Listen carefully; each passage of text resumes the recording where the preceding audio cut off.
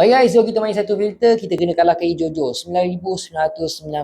Kita kena gunakan IQ matematik. Memang barai lah.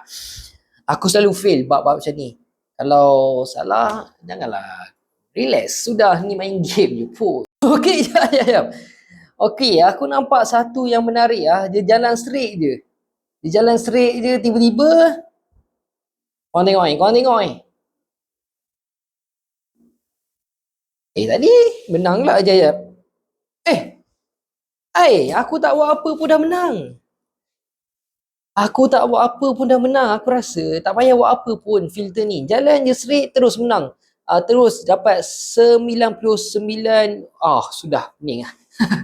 Okay, by the way guys, korang tengok hoodie anime yang aku pakai ni.